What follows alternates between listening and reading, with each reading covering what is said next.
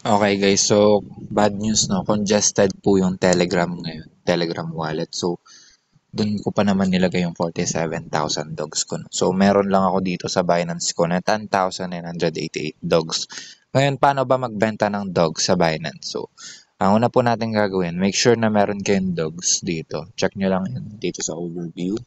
Then punta kayo sa pinakababa kasi andun yung mga walang malilit yung value. No? So since zero value to. Then, punta kayo dito sa trades, spot trades. Yan, trades.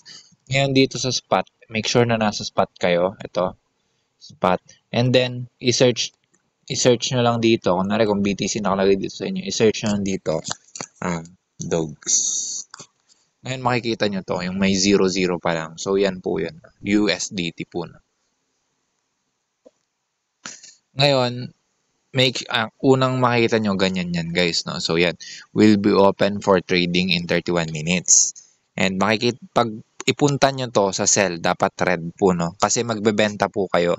Okay, so kung makikita nyo sa sell, meron akong available dogs na 10,988, which is yan yung nilagay ko sa Binance ko. No? So sayang, dapat pala dito ko na lang nilagay yung 47K ko na dogs na.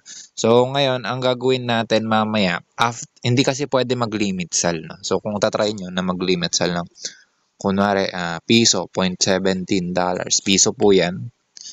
And then, sinel natin. Ito po makakuha natin, 186 US dollars. No?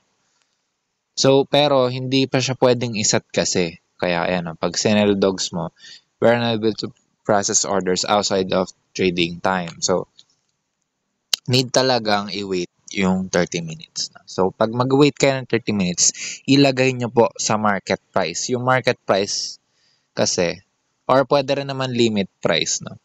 I-limit nyo agad sa, kunwari gusto nyo, 0.15, ganyan. O kaya, 0.17 piso, ganyan. Or 0.1, 0.15. Ano to guys, 0.50 pesos or halos 0.50 pesos. Kayo po ang bahala, no? Pero syempre i-predict nyo kung saan ba tatama, no? So ako, siguro magpe-play safe na lang ako, 0.01 lang, no?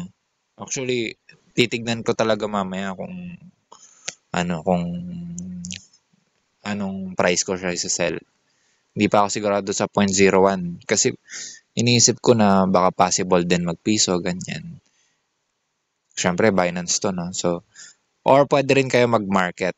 Yung market, guys, ito yung kung ano na yung nakasulat dito or yung presyo ng dogs nung second na yun or nung minute na yun, nung mismong time na yun, mamayang 8, no? Kung ano yung presyo na nakalagay, pag 100% nyo at sinel nyo yan, guys, makukuha nyo agad or magiging USDT siya agad, no? Magiging safe na siya agad kung ano yun na yun, guys. Kunwari, ang value lang mamaya is piso.